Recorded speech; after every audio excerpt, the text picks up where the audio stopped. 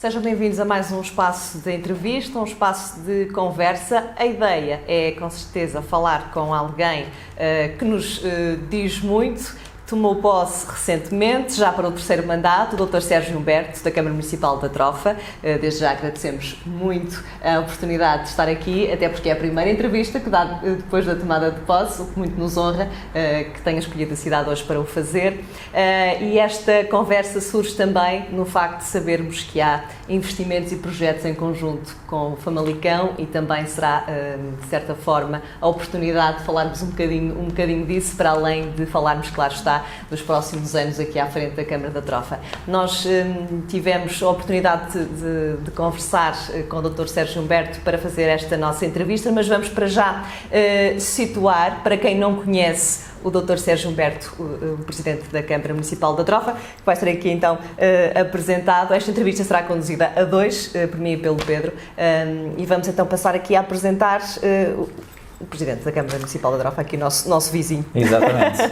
Ora, exatamente, Marta, e obrigado, Presidente, também por ter aceito este convite, mas convém e faz parte também esta necessidade de, para quem nos vê, também apresentarmos quem é Sérgio Humberto. Ora, Sérgio Humberto nasceu na Trofa, a 7 de novembro de 1975, tem um filho, foi jogador de futebol profissional na sua juventude, tendo estado também ligado a várias associações e clubes locais e também regionais. Licenciou-se em Educação Física e Desporto, é professor do terceiro ciclo de ensino básico e ensino secundário também. De 2005 a 2009 desempenhou funções como assessor para o desporto e a juventude na Câmara da Trofa. Foi deputado na Assembleia da República na 12ª legislatura.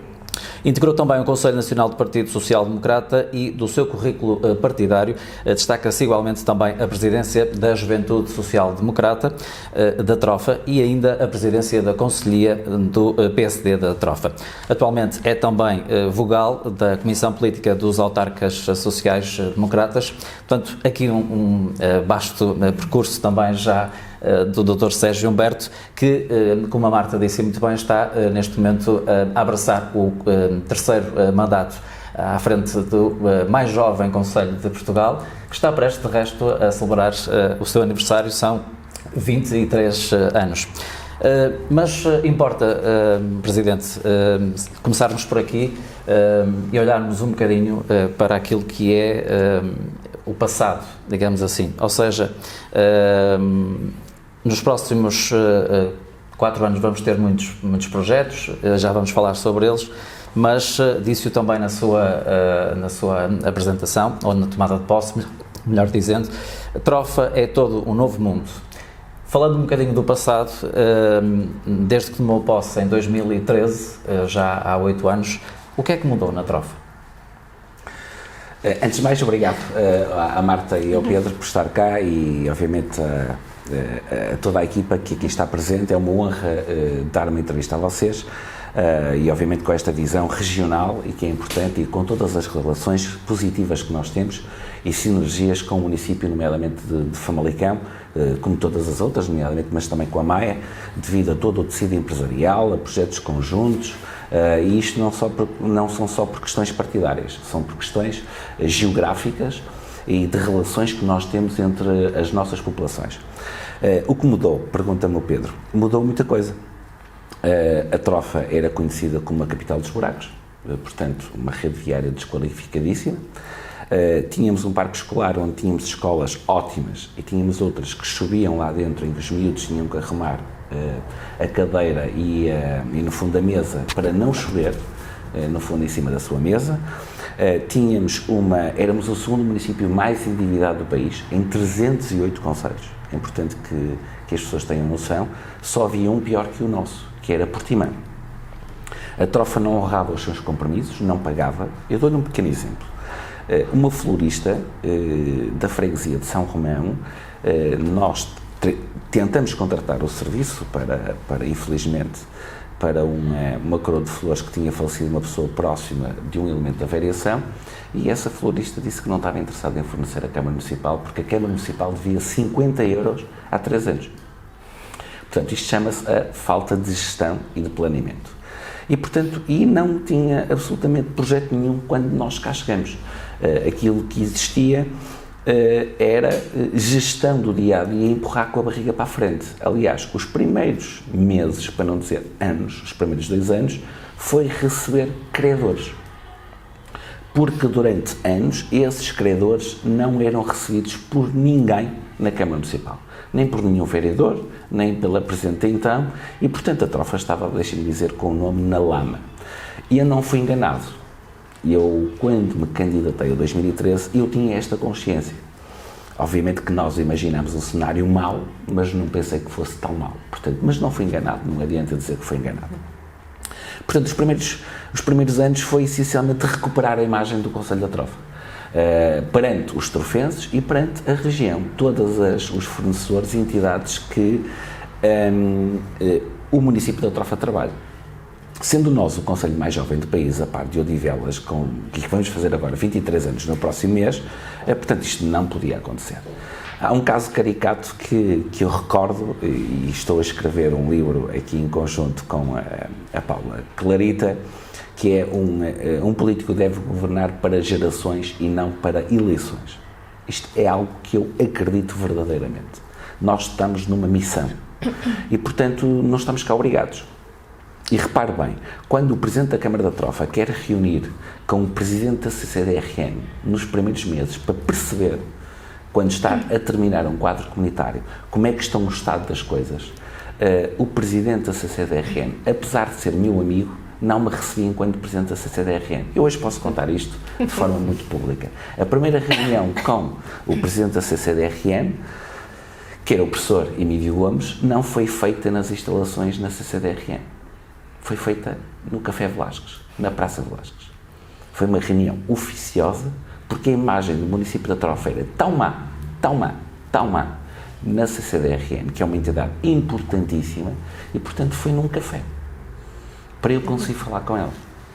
Para o que é que a Trofa podia fazer para melhorar a imagem na CCDRN, no Conselho Metropolitano, no INE, em todas as entidades havia uma péssima imagem. E, portanto, o trabalho foi este, foi dar a cara, no fundo, demonstrar que as pessoas que estavam cá era para afirmar o Concelho da Trofa, obviamente para projetos, e cumprir aquilo que era afirmado. Portanto, esta é a Trofa de há 8 anos atrás.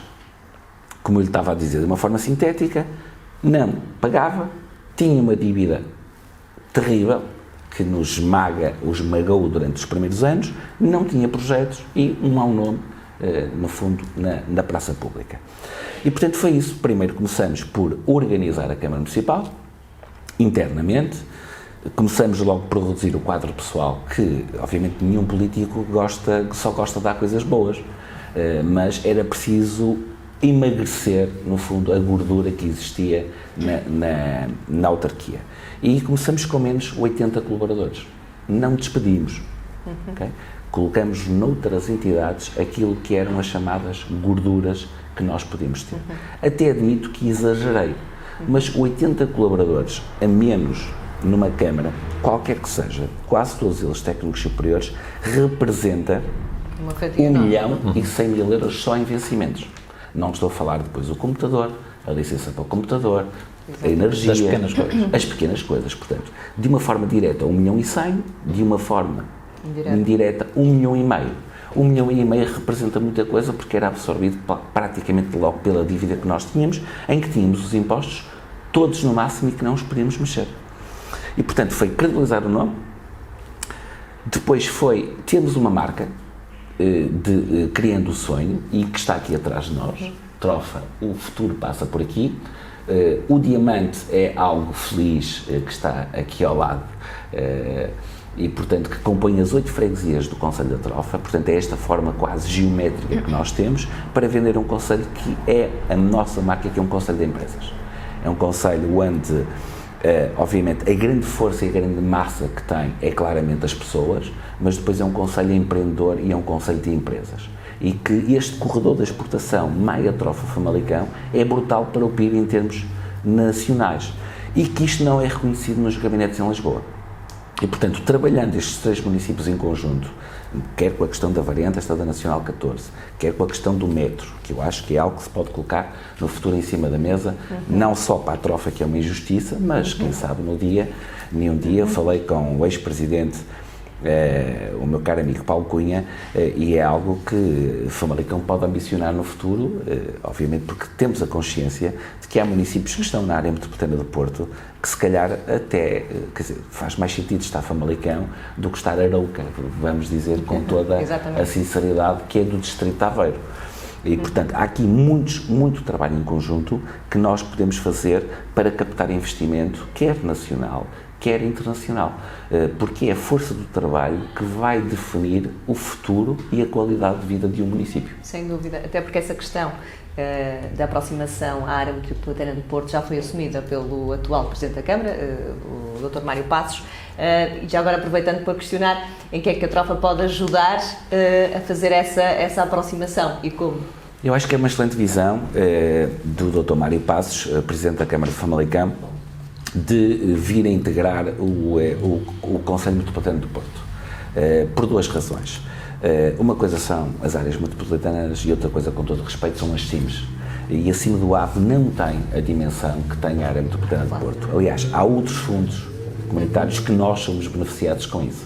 E, portanto, isto vai se desenvolver muito em torno de duas áreas metropolitanas e, portanto, Famalicão tem esta densidade, tem este trabalho, tem população, tem empresas, tem dinâmicas que são importantes. Ganha a área metropolitana com a integração de Famalicão, ganha Famalicão com a integração na área metropolitana do Porto. Esta é a minha visão, mas obviamente aqui os dirigentes da Câmara de Famalicão, obviamente já devem ter definido muito bem, e o Dr. Mário Passos, a quem eu desejo as maiores felicidades à frente do município de Famalicão, e no fundo dar a continuidade do bom trabalho que tem sido feito nos últimos anos em Famalicão.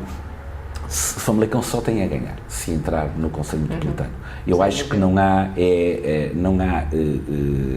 prejuízo nenhum, é win-win se entrar. Aquilo que eu posso fazer enquanto Presidente de Câmara e obviamente e com os meus colegas que eu tenho na área metropolitana é obviamente acelerar todo este processo, porque quanto mais cedo entrar melhor, porque estamos já a discutir o 2030, estamos a falar do PRR, estamos a falar de fundos comunitários como nunca existiu em Portugal. Portanto, há muito dinheiro para ser bem gasto, é pena não ser mais nas empresas, é apenas restringir as autarquias à modernização administrativa, porque se este dinheiro fosse distribuído do ponto de vista regional, alocado a alguns projetos do ponto de vista regional e intermunicipal, obviamente que eu não tenho dúvidas nenhumas que iria ser muito mais bem gasto, porque nós temos que olhar para o nosso território e para o nosso país a 10 anos. Nós não podemos olhar para o dia-a-dia para resolver o problema de hoje, nós temos que resolver o problema a 10 anos e é por isto que nós estamos na política. Somos obrigados a pensar e a planear. E, portanto, nesta questão termino com isto dizer, é win-win. Portanto, é esta a minha posição, só tem ganhos de Famalicão fazer parte da área metropolitana. Esta é a minha opinião pessoal. De resto também, o Presidente assume-se como um político, já o disse que ser político é uma missão também, mas também tem sido críticas de resto ao Governo Central nesta gestão e agora mencionando também esta questão dos dinheiros, que Portugal não pode ser só, e disse-o também na sua tomada de posse, não pode ser só Estado Central e turismo, é preciso muito mais. Claro que é, Pedro. Aquilo que eu fico triste, e isto não é uma crítica partidária, é uma crítica a qualquer governo. Alguém que esteja à frente do país e que não entenda que Portugal tem que ter indústria, que Portugal tem que ter inovação, que Portugal tem tanta coisa boa, e chateia-me profundamente aqueles membros do governo que se colocam nos gabinetes em Lisboa e que não vêm para o terreno ver o que é o pulsar de Portugal. Eu não tenho nada contra os lisboetas, digo isto muitas vezes. Eu tenho no fundo, tristeza e revolta contra os alisbonados. São aquelas pessoas que saem do Norte e que vão para Lisboa e que se rendem ao lobby de Lisboa. E nós temos muitos membros do Governo que são do Norte e nada fazem pelo Norte.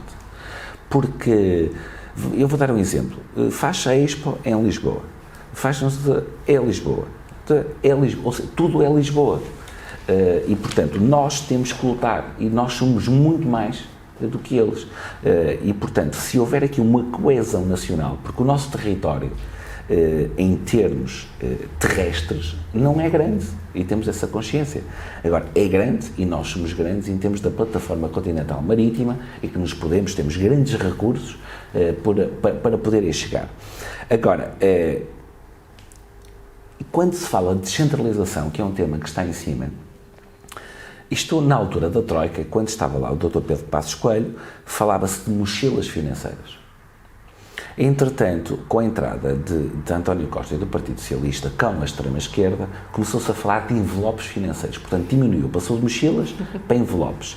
E na descentralização, estamos a falar de porta-moedas. Aquilo que o Governo quer verdadeiramente fazer, quer na saúde, quer na ação social, quer na educação, quer em tudo aquilo que quer descentralizar, é passar custos fixos para os municípios, eles marimarem-se, porque se o Centro de Saúde de Famalicão, ou de São Martinho, ou de São Romão, ou de Alvaredes funcionar mal, nas câmaras há um rosto para dar. Mas quando é dirigido pelo Ministério da Saúde, não há um rosto. Não vem cá a Marta Temido, a doutora Marta Temido, dar a cara a um famalicense, a um trofense, ou a um português qualquer que seja, porque está muito distante. E, portanto, a partir que haja descentralização, nós temos que ter um envelope financeiro, pelo menos que garanta os serviços como eles estão. Eles querem dar menos. Uma coisa é o município da Trofa querer alargar o horário dos centros de saúde. Quer, paga. E nós estamos disponíveis para isso. Agora, não podemos é permitir que eles nos enganem e pensam que nós não estamos a ver as questões, porque o dinheiro que eles querem transferir não dá para os transportes, não pagam a manutenção dos elevadores, não pagam os arranjos de espaços verdes, temos edifícios degradados e não pagam. Por exemplo, nós temos centros de saúde que não têm elevador. E, portanto, nós temos que ter, num serviço público, nós se exigimos aos privados, temos que ser as entidades públicas a ter que o fazer. E, portanto, a descentralização é mesmo isto. É algo que querem vender à população, de empurrar isto para as câmaras municipais, um grande problema. Nós resolvemos esse problema. Agora, temos que ter essa mochila, e não mochila financeira, e não um porta-moedas, que paguem pelo menos o que têm. E que são os serviços para prestar os melhores serviços à população. Nós estamos disponíveis para isso. Eu sou um regionalista puro, votei contra a regionalização em 98, porque fui na onda de, não, vai-se criar mais lugares, vai ter mais despesa o Estado. É mentira. Esses lugares já existem. Hoje, o Presidente de Câmara, de qualquer Câmara do país, das 86, não vale a pena reunir com o delegado da DGEST. Hoje já não negociamos fundos comunitários na CCDRN. O país de hoje não tem nada a ver com o de há 6, nem há 10, nem há 15 anos. Porque há 10, há 15, há 6, negociava-se os fundos comunitários e estes 86 municípios do Norte negociavam na CCDRN. E hoje têm que negociar nos gabinetes de Lisboa. É isto que é inadmissível. E nós não nos podemos calar.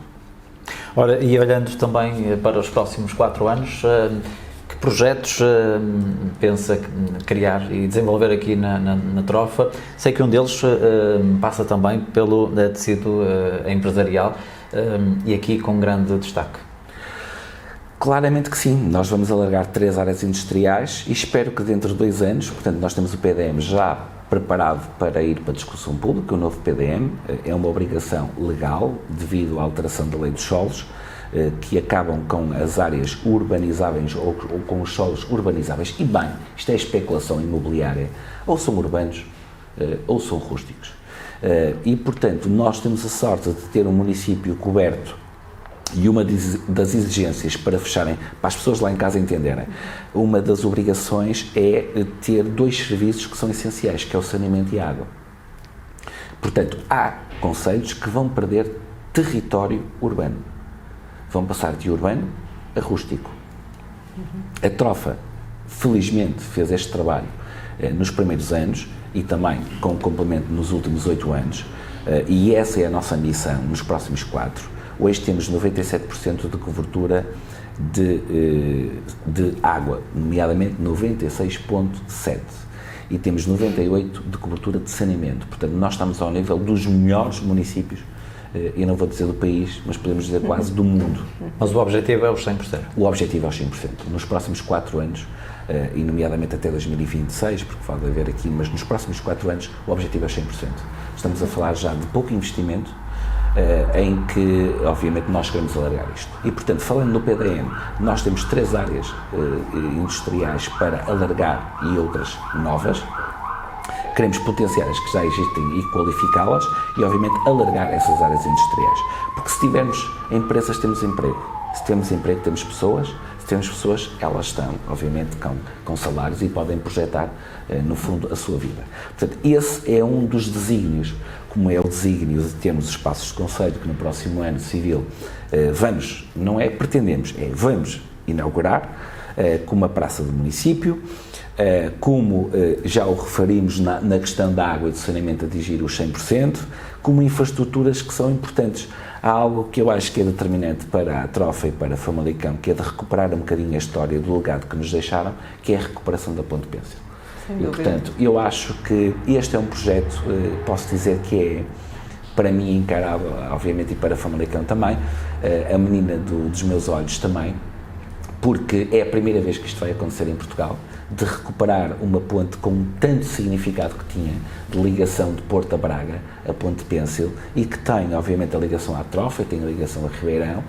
Obviamente há sempre esta questão, as pessoas do lado de Famalicão dizem a Ponte Pêncil da Trofa, e muitas vezes a gente do lado de cá diz a Ponte Pêncil, ou neste momento a ponte que vai para Ribeirão, portanto é todos, a ponte é de todos, e não temos, obviamente, de ter este orgulho de dizer, não, é nosso, é vosso, não, é todos nós, ficamos todos a ganhar. E, portanto, reconstruir a Ponte Pêncil da forma como ela era, na íntegra, é um marco que vai acontecer em termos nacionais e não tenho nenhuma dúvida. Primeiro, vai favorecer a vida de todos os nossos municípios desta região e depois vai ser uma atração turística e que eu acho que nós podemos impactar isto naquilo que pode ser o PRR, e nomeadamente no REACT, que é financiado a 100%, e portanto é um projeto que não há a nível nacional, e de, obviamente, construir um parque ribeirinho do lado de Famalicão, ao longo do Rio Ave, do lado da Trofa, estender, porque já o temos, o Parque das Azenhas, e fazer estas ligações pedonais cicláveis, e também numa das quais há uma perspectiva de ligar a nossa aldeia de bairros à zona de população na freguesia, portanto, no concelho de Famalicão, na freguesia de Fradelos. Portanto, esta ligação também pedonal, ciclável e, se possível, que é isto que nós estamos a trabalhar, rodoviária ligeira, não para pesados, porque temos uma outra perspectiva nos PDMs da Trofa e de Famalicão, que é ter uma ligação à zona de São e na zona de Santiago do Algado uma nova travessia sobre o Rio Ave. Portanto, esperemos que esta, aqui na zona de Lousado e do Hospital da Trofa, que seja iniciada ainda no próximo ano civil, e depois trabalharmos todas estas ligações, porque o Rio Ave tem que ser encarado como ponto de vista de lazer, não como um entrave, mas como qualidade de vida que pode proporcionar a toda a população. Ainda falando nesta questão destes projetos que envolvem os dois municípios, a variante da Estrada Nacional 14, que é algo que há anos é esperada pelos dois municípios. Ainda há pouco o Governo anunciou uma verba, mas o ex-presidente da Câmara de Famalicão dizia só vendo. Qual é a sua perspectiva quando estes valores foram apresentados para esta obra que está a ser esperada há tanto tempo? Há mais de 25 anos. Há mais de 25 anos, Eu exatamente. lembro-me que a Trofa ainda não era concelho e que na altura o Presidente da Câmara Municipal Sentir-se, o dia então, anunciava a variante da Estrada Nacional 14. E houve aqui alguns entraves. Deixem-me dizer isto, as empresas foram determinantes nisto, houve uma articulação muito grande entre os Presidentes de Câmara, quer da Maia, quer de Famalicão, quer da Trofa, em que a dada altura achávamos que nos devíamos afastar deste processo para não ser perseguidos do ponto de vista da cor partidária, que é lamentável quando algum governante, e eu vou colocar os nomes, há um ministro que lamentavelmente perseguiu, e ela só não está no terreno, que se chama Pedro Marques, hoje é eurodeputado, que andou a brincar e colocou o dossiê da variante Estrada Nacional 14 na gaveta. Foi apresentar em Famalicão um investimento dos 3 milhões de euros do alargamento no fundo e do resto meteu na gaveta. E felizmente, quando o ministro Pedro Nuno Santos entra no Ministério das Infraestruturas, é que desbloqueia tudo isto. O que é lamentável é ter que esperar, porque o município de Famalicão, da Trofa e da Maia prescindiram de alguma grandeza na questão da variante. Mas nós percebemos, ou nós agarrávamos este processo mais minimalista, mas que vai solucionar em muito este trânsito terrível que é a Estrada Nacional 14. E dizia-me um técnico das infraestruturas de Portugal, não deve existir no país nenhuma estrada nacional com este volume de tráfego. Tráfego médio diário, 50 mil veículos. Nós andávamos a falar de 30 mil e achávamos que era muito. Nós temos um estudo recente, são 50 mil veículos, dos quais 20% são pesados. E, portanto, não existe no país nenhuma estrada com estas características que, no fundo, se esteja sobrecarregada com este tráfego. Isto é lamentável. E andou-se a fazer em tantos sítios, aí com um orçamento, com dinheiro público do Estado português, que não tinha estes volumes, e para a variante Estrada Nacional 14 teve que vir o PRR para solucionar esta questão. E eu digo isto, eu estou absolutamente esperançado que ela comece no terreno este ano, mas obviamente vamos esperar o copo de champanhe quando ela terminar. E esta questão também é importante. Há bocadinho estava a falar da questão do tecido empresarial, que é muito importante, e para ambos os concelhos, sem dúvida alguma que era uma mais-valia termos essa obra no terreno, porque beneficia todo este corredor que aqui temos em termos de empresas nos dois concelhos. Claro que sim. Nós tendo bons meios de comunicação, quer rodoviários, quer ferroviários, quer no futuro em termos de metro, isto estamos a falar de qualidade de vida e estamos a falar onde as empresas se querem instalar. Nós começamos a perceber que as empresas querem ficar a norte e quem não percebe isto não percebe nada. Nós começamos a entender que Portugal tem grande capacidade e mão de obra qualificada. As empresas cada vez mais procuram situar-se a norte do Rio Douro, porque estão perto do Porto de Leixões e que é um meio, no fundo, de escoar os seus produtos, porque nós temos, e as grandes empresas, quer nacionais, quer multinacionais, Portugal é muito pequenino para elas, e, portanto, tem que exportar obrigatoriamente, porque os nossos produtos têm qualidade e estão próximos do aeroporto de Francisco Sá Carneiro. Com a perspectiva de o aeroporto de Francisco Sá Carneiro termos dois, que também temos que pensar nisto, não é só Lisboa, porque muitos voos foram desviados pela TAL, e deixem-me brincar isto, porque a TAP não é para os portugueses, é só para Lisboa. Portanto, devia ser transportes aéreos de Lisboa e não transportes aéreos portugueses, porque, infelizmente, este centralismo existe e foram desviados voos, retirando aos empresários e à população da região norte, no fundo, estas rotas que podiam fazer, porque realmente é aqui que estão as dinâmicas empresariais e industriais. Em Lisboa tem serviço e tem turismo. É isto que acontece. E tem os órgãos de poder. Porque realmente, onde se trabalha, estamos a falar no centro, que tem, obviamente, um tecido muito importante, e estamos a falar do norte do país. Eu não quero, obviamente, penalizar ninguém. Houve um erro de concepção há 30 anos atrás ou há 40 anos atrás, não são estes presentes que têm culpa, onde achavam que tendo auditórios, tendo bibliotecas que atraía pessoas, e estavam completamente enganados. Esqueceram-se que aquilo que dá e que fixa pessoas é o emprego. E neste momento temos câmaras no norte do país que são a entidade mais empregadora. E, portanto, se nós tivermos bons meios de comunicação, as empresas querem-se cá instalar. E, portanto, Famalicão, Maia, Trofa e outros municípios que estejam nesta linha, mas eu acho que estamos os três, muito sinceramente, na frente, e, portanto, as empresas querem cada vez estar mais perto umas das outras. E nós temos vários clusters nesta região, e não é só na metalomecânica, de precisão, onde temos fornecedores da NASA, não é só a Intercontinental Mabor, o Abial, na Trofa há o cluster da saúde, que é uma coisa que eu não consigo explicar, porque é que nós temos o cluster da saúde, quer com o Grupo Trofa Saúde, quer com a Abial, quer com indústrias de injeção de plástico ligadas à saúde, ainda estão-se cá para instalar na Trofa mais 2 empresas ligadas à saúde, o que isto é positivo, porque umas querem ficar próximas das outras. E isto aqui é positivo. E, portanto, ter bons meios de comunicação, obviamente, é logo uma fonte de atração para essas empresas que se instalarem nesta região. Mas, Presidente, interligado isso, estará certamente também a qualificação, a necessidade de termos trabalhadores para essas mesmas empresas. Obrigatoriamente, nós hoje, e infelizmente, porque não houve esse plano há 6, há 10 e há 15 anos atrás, nós temos que apostar no ensino profissional. E dizia isto, um técnico de CNC hoje, bem qualificado, vai logo para o mercado de trabalho, e não estou a falar de 1.500 euros brutos, estou a falar líquidos. E que um técnico superior, muitas vezes, dependendo da sua área, não consegue arranjar emprego e acaba nas caixas de supermercado. E nós temos que incutir isto aos nossos jovens, que, obviamente, que é muito importante nós termos esta mão de obra qualificada e profissional, porque não é desprimor nenhum nós sermos um técnico de CNC, um serralheiro, um bom carpinteiro, porque tudo isto é importante para a economia.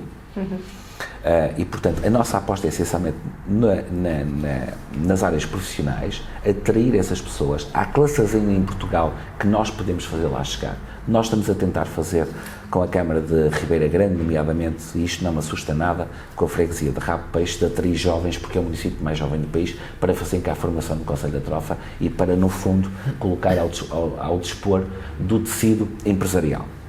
Mas Portugal já não sobrevive se não tiver ou se não trouxer mão de obra de fora. Que isso é algo que é inevitável. Vemos, de resto, muitos empresários hoje em dia até desesperados, quase à procura de mão de obra, de trabalhadores. Exatamente, há uns anos atrás veio a onda dos ucranianos e muito qualificados e bem. Hoje temos de Bangladesh, da Índia, do Nepal, obviamente com dificuldades, muito mais dificuldades na língua, muito mais dificuldades do ponto de vista cultural, mas que Portugal necessita deles porque não há. E, portanto, é claramente necessário mais mão de obra e também requalificar a que nós já temos. Porque uma pessoa de 50 anos e de 55 ou até de 60 anos não é uma pessoa velha. Nós não podemos colocar estas pessoas no caixote de lixo, porque já são velhas para trabalhar e são novas para a reforma. E, portanto, cada vez mais a esperança de média de vida está a aumentar. Eu acho que a atividade é boa. E eu luto, por exemplo, sempre com o meu pai, que tem 73 anos e dou um exemplo, e que ele tem que ter atividade. Ele tem que baixar o nível de intensidade de trabalho, mas ele tem que estar ativo cada vez mais. As pessoas, hoje temos que olhar para uma quarta idade, que são a partir dos 80 ou dos 85, mas as pessoas necessitam dessa atividade. E, portanto, não podemos colocar estas pessoas de fora, dizer que elas não contam para o jogo que está aí. Contam e bem. Nós temos que reconverter essas pessoas e isso é o Estado, quer seja central, quer seja local, que tem que trabalhar para isso. Falamos de algo que vai acontecer já no próximo ano, como já o disse, que é algo que esta Câmara já espera há muitos anos, há 23 precisamente, ou prestes a fazer 23, que é os espaços de conselho, os novos espaços de conselho, e também, já agora, penso que já na próxima reunião de Câmara teremos portanto, o avançar da praça do município. Portanto, são dois projetos que vão avançar e que irão também modificar aqui a parte central da Trofa. Sim, é algo que nos orgulha muito. Isto é assim, os meus 2 antecessores, feliz ou infelizmente, obviamente eu tenho a consciência que eles fizeram tudo aquilo que puderam. Mas lá está, um político e uma característica de um político que tem que ter é coragem. E coragem de decidir. Mesmo muitas vezes podendo não decidir bem, mas tinha que decidir. E aí andava muito aqui em torno do Conselho da Trofa, onde é que seria localizado os espaços de conselho. E houve esta indefinição. Também, obviamente que é importante, a questão financeira que a dada altura que se colocou porque não havia dinheiro para tal.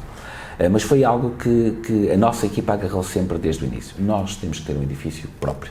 É lamentável nós termos os nossos colaboradores durante 23 anos em espaços alugados. Onde nós estamos, isto é alugado. A maior parte de onde estão os serviços da Câmara são alugados. As contas, se nós fizermos as contas e somos bons gestores, e um político também tem que ter esta vertente, não é a mais importante, mas é importante.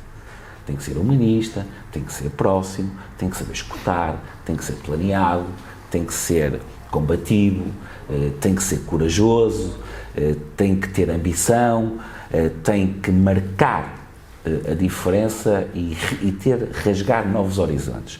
Mas é coragem. Aqui eu acho que o que foi determinante foi a coragem. Nós sonhamos, nós vamos conseguir. E a questão da decisão começa logo há cerca de 5 anos atrás, e eu colocando nesta posição e fazendo aqui um rewind, há 5 anos atrás nós não tínhamos dinheiro quando adquirimos o terreno. Foi uma negociação que demorou 1 ano e compramos a uma massa insolvente. Agora imagina o que é adquirir cerca de 5 mil metros de área em pleno centro da cidade, uma indústria abandonada, por 169 mil euros.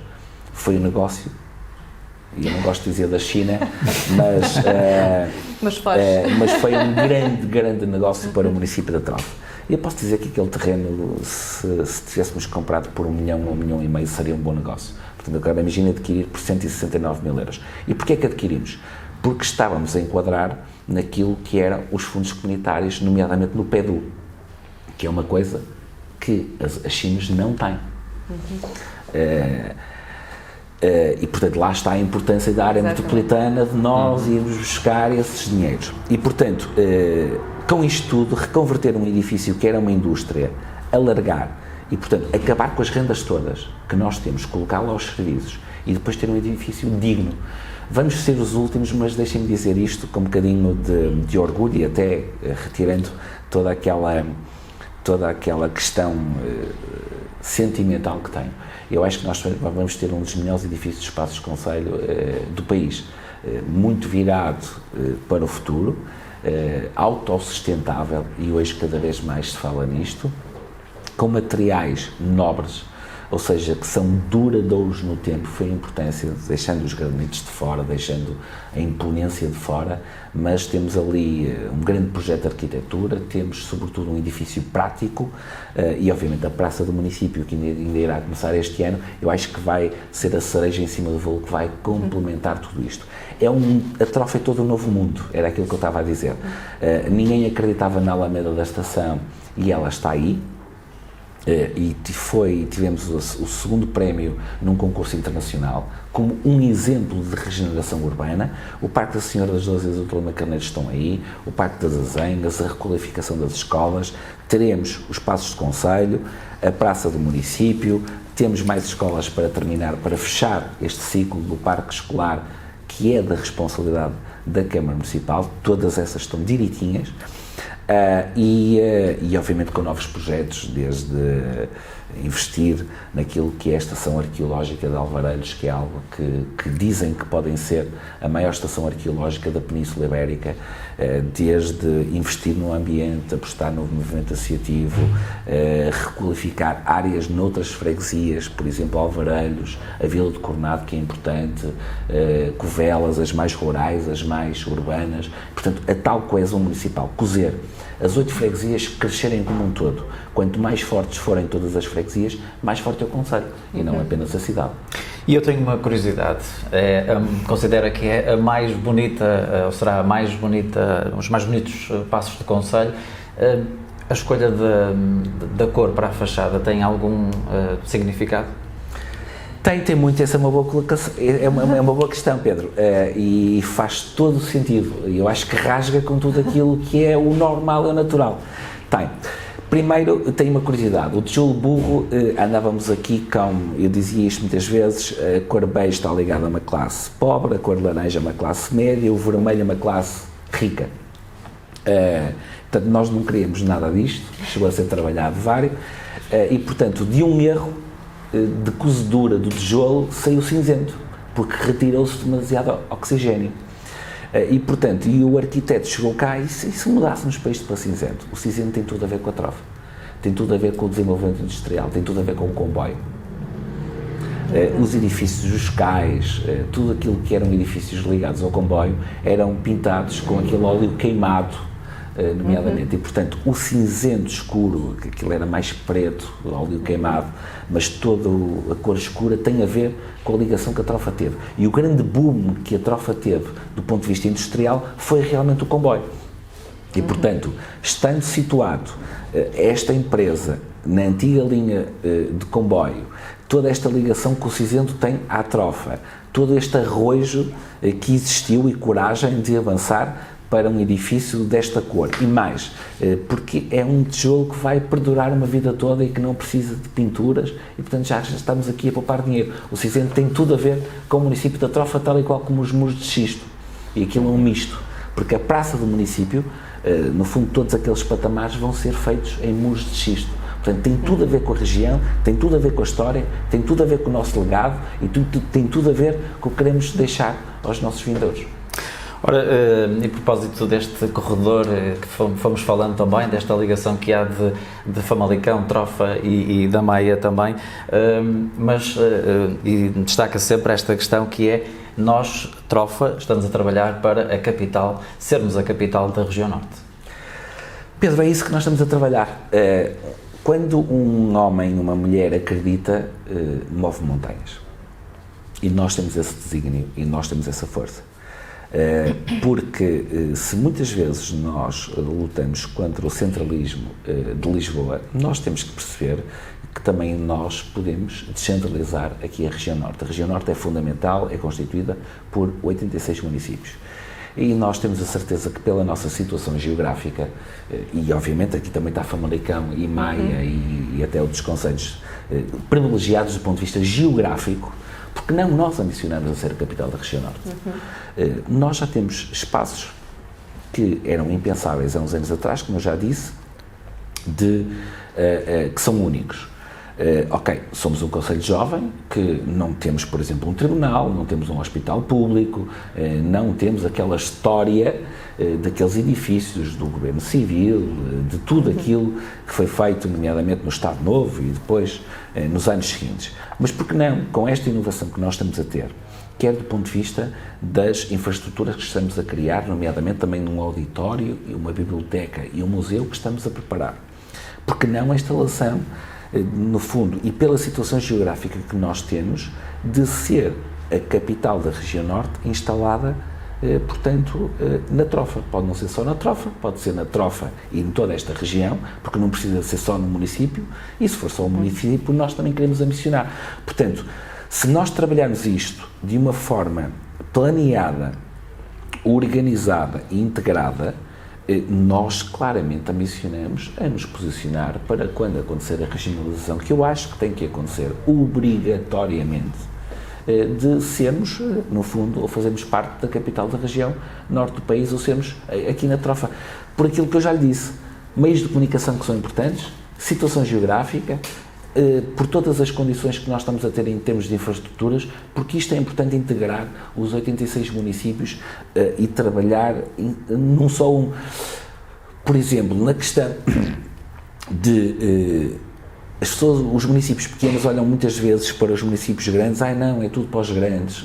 A Trofa, e por isto discutirem-se muitas vezes do interior e do litoral, e nós estamos aqui numa posição fantástica no meio disto tudo. Não é o Porto, não é Braga, e portanto, porque não nós ambicionamos? Alguém imaginava uns anos atrás que Brasília ia ser a capital do Brasil? Alguém imaginava que Washington ia ser a capital dos Estados Unidos da América? E portanto, por que não? E portanto, é esse sonho que nós estamos a trabalhar e é esse caminho que nós estamos a fazer. E portanto, eu acredito que a Trofa tem todas as condições para ser a capital da região norte. Já vamos para a última pergunta, que é sobre sonhos, mas antes disso, gostava que despisse um pouco esta pele de político, digamos assim. E o que lhe pergunto é quem é Sérgio Humberto enquanto filho, enquanto irmão e até enquanto pai? Olha, o Sérgio Humberto... de falar da parte humana é sempre difícil, não é? Porque a gente muitas vezes, quando está numa posição destas, na pele do Presidente de Câmara, nunca deixa de ser a pessoa que é. Eu vou-lhe contar duas coisas fantásticas que a mim no início me custou. Do ponto de vista público, o que senti é mesmo este: a gente deixa de ter alguma privacidade, porque nós claramente temos e estamos, no fundo, a exercer um cargo, que no fundo é o mais alto do território e, portanto, temos que estar relaxados. O que me chocou no início foi, por exemplo, aparecer com uma calça de ganga logo nos primeiros dias, quando fui a uma padaria, e a camisa por fora, porque estava relaxada e com os ténis, e uma senhora virou-se para mim: "Oh, Sr. Presidente, mas nem eu conhecia, você está de sapatilhas e de umas calças de ganga e com a camisa por fora." Sim, mas não há problema nenhum. Quem é Sérgio Humberto? Olha, eu sou de uma família humilde. Os meus pais têm um mini mercado. Como eu já lhe disse na minha tomada de posse, eu orgulho muito dos pais que eu tenho, da minha família, é a base de tudo. Eu coloco os meus pais ao lado do meu filho por isto. Se o meu filho me der metade daquilo que os meus pais me deram, eu sou um homem muito feliz. Os meus pais deram-me tudo. Deram-me educação, deram-me muitas vezes nas orelhas por eu não estar no caminho certo.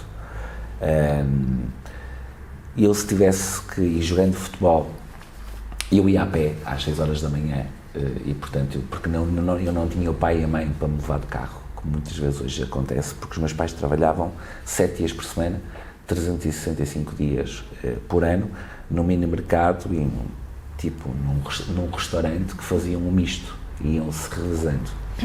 Até que os dois apanharam depressões, quase burnout, e que o meu pai teve durante um ano um esgotamento cerebral profundo, com uma neurose hipocondríaca, em que a minha mãe teve que praticamente liderar todo este processo. Depois lembro perfeitamente que estava a estudar no Porto, no Externado de Rivadouro. Portanto, aquilo que os meus pais me aconselhavam era sempre, eu a que ambicionava a ser jogador de futebol, não. Eu não tive capacidade de estudar porque os meus pais não me deixaram. A minha mãe foi obrigada a trabalhar com 12 anos, ou 11 anos, quando terminou o 4º ano de escolaridade. E, portanto, os pais obrigavam os filhos a trabalhar. O meu pai teve essa oportunidade, mas não quis. A minha mãe não teve essa oportunidade, não teve escolha. Vais trabalhar, ponto. E a minha mãe e o meu pai diziam muitas vezes: tu tens essa possibilidade, portanto, aos dois. E, portanto, eu é que decidi continuar a estudar. Tinha ambição e, na altura, tive quase a jogar no futebol com o Famalicão. Tenho uma curiosidade fantástica. Com 17 anos, eu já ganhava dinheiro no futebol, ainda era júnior, estudava no Porto e fiz o 12º ano de escolaridade à noite, porque já jogava futebol profissional e, portanto, já tinha alguma autonomia financeira. O salário era entregue aos meus pais. Eu não geria o meu dinheiro, eu só geria os prémios de jogo e que já chegavam para o jovem. E, portanto, a minha mãe, como dizia muitas vezes, dividia uma sardinha, e isto não é do mais verdadeiro que eu estou a dizer. Dividia uma sardinha com a irmã. Porque muitas vezes o meu pai não teve essas dificuldades financeiras, mas a minha mãe teve, do ponto de vista, quando, nomeadamente na adolescência, partilhar uma sardinha com o irmão e não ter o que comer, ou molhar o pão já velho num bocadinho de azeite, e era o que existia, sentindo tudo isto que a minha mãe passou e o meu pai, nós temos que honrar este legado. E, portanto, eu sou um sortudo. Eu sou sortudo na família onde eu cresci, porque a família é a base de tudo.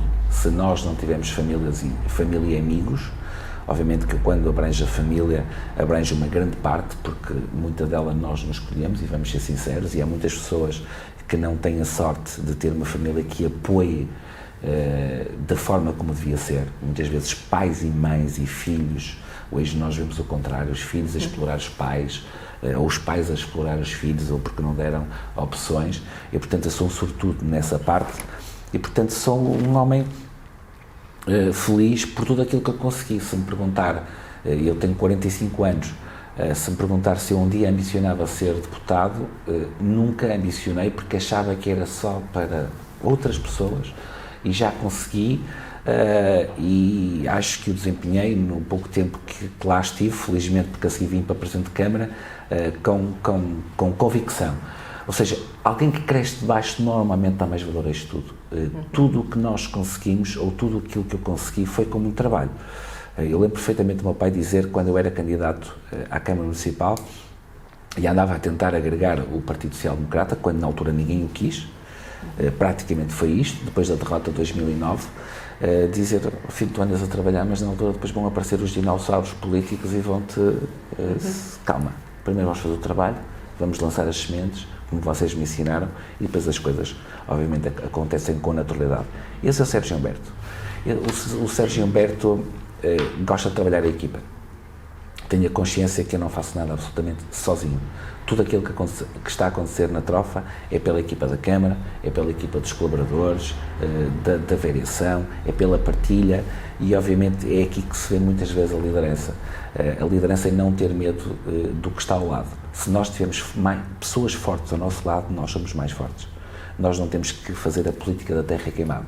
É trabalhar em rede, é trabalhar e partilhar projetos. Se fizermos isto, o melhor legado que nós podemos deixar, e um dia, porque nós não vamos ficar cá eternamente, a melhor coisa que nós podemos fazer é deixar marcos, é deixar legados. E é para isso que eu trabalho todos os dias, para deixar uma marca na Trofa, pelas melhores referências, com que os meus pais se orgulhem, que o meu filho no futuro se orgulhe, com que os meus amigos se orgulhem, com que as pessoas da Trofa reconheçam e, portanto, mesmo muitas vezes tendo a consciência que nós não somos unânimes. Nunca vamos ser unânimes. E, portanto, nem o Papa Francisco é. Portanto, e nós temos que trilhar esse nosso caminho. De resto, está prestes, e terminamos como começamos, não é? 7 de novembro, data de aniversário. É também uma data para pensar em sonhos, em desejos, é um momento também de ambições. Que futuro teremos? Oh, Pedro, você está bem preparado, e a Marta, para esta entrevista. Deixe-me dizer isto, eu tenho sonhos, tenho um sonho de a Trofa tem um futuro já assegurado. A Trofa é todo um novo mundo, já hoje, e vai ser no futuro. A Trofa tem planos até 2030, posso já dizer até 2040. Aquilo que vai acontecer, nós já temos muito bem definido o que queremos para a Trofa daqui a 4, com os objetivos a concretizar até 2030 e até 2040. Portanto, obviamente que há pequenos ajustes que se vão fazendo. Mas, portanto, a Trofa está no caminho, está com contas direitas, tem neste momento liquidez, tem projetos, tem arrojo, tem equipa para trabalhar e, portanto, a Trofa é todo já um novo mundo, já ajustado àquilo que é o futuro. Obviamente que, e deixando isto, obviamente que eu tenho, e obviamente não escondendo absolutamente nada, ambições de agarrar outro tipo de projetos. Quem sabe nacionais, quem sabe internacionais, quem sabe do ponto de vista privado, e eu tive a oportunidade no primeiro mandato de deixar logo a Câmara ao final do primeiro ano e para desempenhar outro cargo público. Aquilo que eu disse foi, eu não podia deixar a minha equipa para trás, eu não podia deixar a Trofa como ela estava, porque fui candidato com todas essas condições e agarrei um sonho que foi crescendo. Se eu tenho esse tipo de aspirações nacionais, tenho, e obviamente estou a trabalhar por elas. E obviamente depois espero e voltar até ao último suor, porque eu acho que posso contribuir com alguma coisa, independentemente do lugar que possa ser. Eu acho que, fazendo parte de uma equipa, acho que tenho mais a dar ainda, não só à Trofa, mas também do ponto de vista regional e internacional, nacional. Internacional, quem sabe, a gente nunca sabe o futuro, devemos ter essa ambição, essa legitimidade, mas sempre moderada, porque a ambição, quando é desregrada, quando é exagerada, as coisas não acontecem. Nós temos de ter a consciência que temos que subir um degrau de cada vez e estar muito bem seguro do passo que se dá. E, portanto, tendo em conta este princípio, Portugal precisa de pessoas que pode não ser o Sérgio Humberto, mas que eu apoie pessoas com coragem, com determinação e que marque e que pense Portugal para o futuro, que não pense Portugal no dia-a-dia. Com este PRR, eu só vou dar este exemplo. Aquilo que está a acontecer nos últimos 6 anos é muito mau. Portugal perdeu oportunidades únicas. Eles não estão a pensar o que é que pode acontecer daqui a 10, daqui a 15, para aquilo que é, para nós, quando formos mais velhos, para os jovens ou para as crianças que ainda não nasceram e para aqueles que são crianças e que vão ser jovens. Não se está a preparar nada. E nós, com este espírito lusitano e dizermos que somos, no fundo, todo este desenrasque que nós temos, não, temos que juntar esta parte do desenrasque, que é positiva, com a parte do planeamento. E se nós juntamos isto, nós voltamos a ser grandes como fomos nos anos 1500, nos descobrimentos. Nós fomos tão grandes e, portanto, nós temos é que acreditar em nós. O que muitas vezes o problema dos portugueses é não acreditar nas suas capacidades e nas suas competências. E, portanto, quando chegamos lá fora, nós somos melhores que os outros.